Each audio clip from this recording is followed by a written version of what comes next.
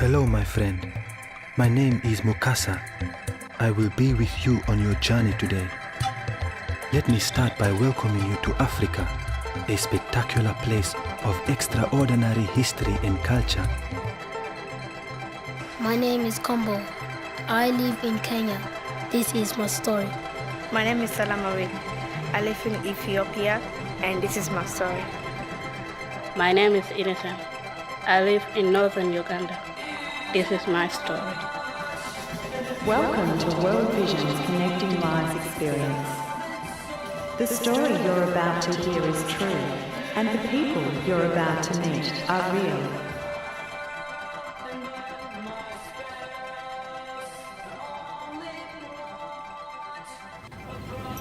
Connecting Lives is a project of World Vision sponsored by AusAid. It's an exhibition that transports you out of your world and into the world of a child living in extreme poverty in the east of Africa.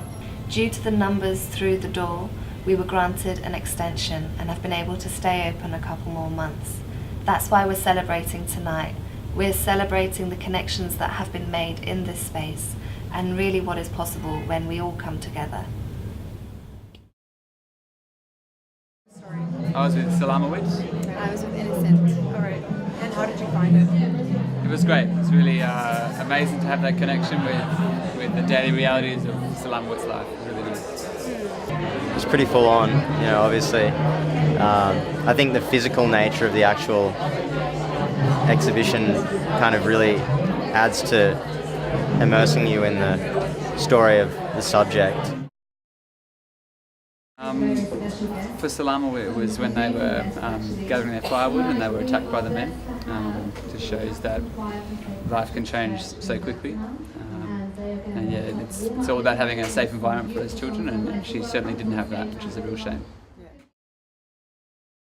Yeah, well, I just think there's a necessity for a lot more empathy building in our society. I think that a lot of people are complacent, and if they're not complacent, their empathy just extends to a kind of face level because they can't even comprehend the experiences that most of these people are having. So I think a lot more education and empathy building needs to be focused on. The message I'm getting from all those stories is that in spite of the dire circumstances that most of these children or these families are in, that they have hope. And this is something which is incredibly, it's overwhelmingly encouraging that in some ways we can learn from that, but we can also give of what we have. It's a beautiful connection that people can make and really see the reality of what's happening with World Vision. I think it's great. Yeah, and I think it made me feel very hopeful. At least Innocent's story ended quite well.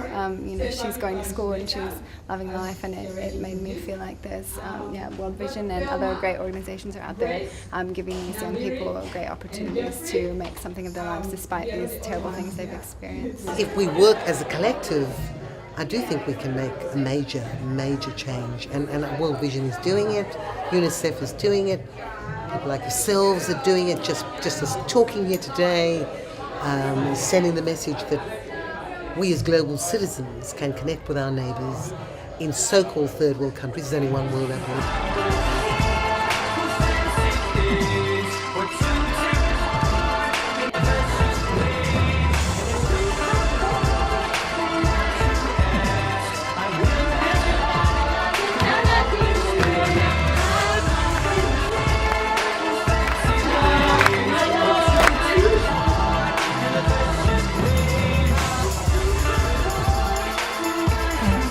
There is always light at the end of the tunnel, and there are people who are coming together to make a difference. And in the last 8 months, it has been an incredible journey being the exhibition coordinator at Connecting Lives. This lovely mother and her son Joe came up to the stand one day.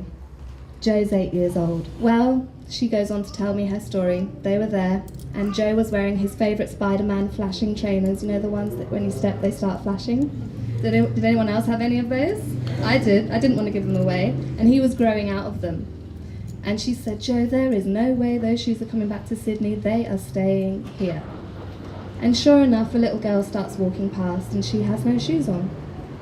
And she asked Joe, why don't you run over there and give that little girl your shoes? And he was a bit kind of reluctant. And then he goes over there and he takes his shoes off and she puts out her foot, and yes, it's the lovely Cinderella fairy tale where the shoe fits her perfectly. True story. And off she goes, skipping down the road, flashing. And when I saw that little boy of 8 years old get it, get that there is nothing material that is going to make a difference to his life, but that he has all the bare essentials and there are those that don't. That for me was the biggest inspiration. And Connecting Lives has been a fantastic and absolutely incredible way for VGeners to be constantly re-inspired.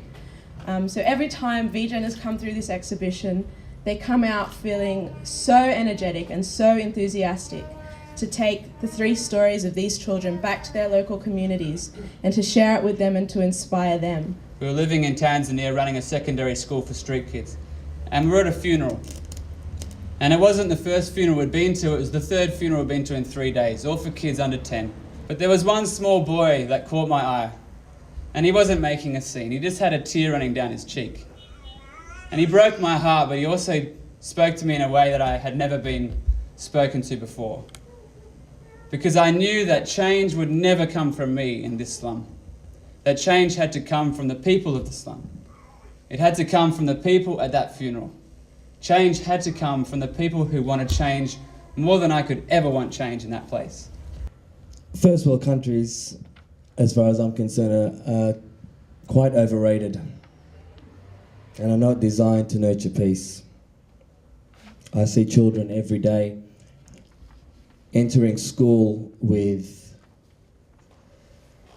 a poor sense of value. As far as I'm concerned, the third world countries is where you'll find the heart of humanity. Riches in spirit, hope, resilience, family, culture, and values are all common threads in these countries. Sadly, the inability to afford basic human needs, which commonly include fresh water, nutrition, healthcare, education, clothing, and shelter, are the challenges these people face on a daily basis. What they have, we lack. What they need, we have.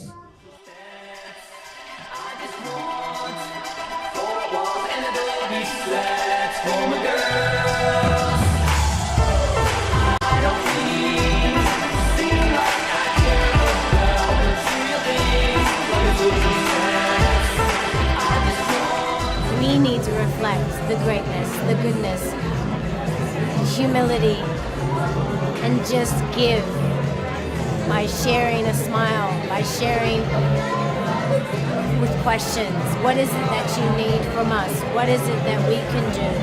And that's everyone. Stop being selfish and wake up. The world does not revolve around one person. We are a world, we are a community, we are life.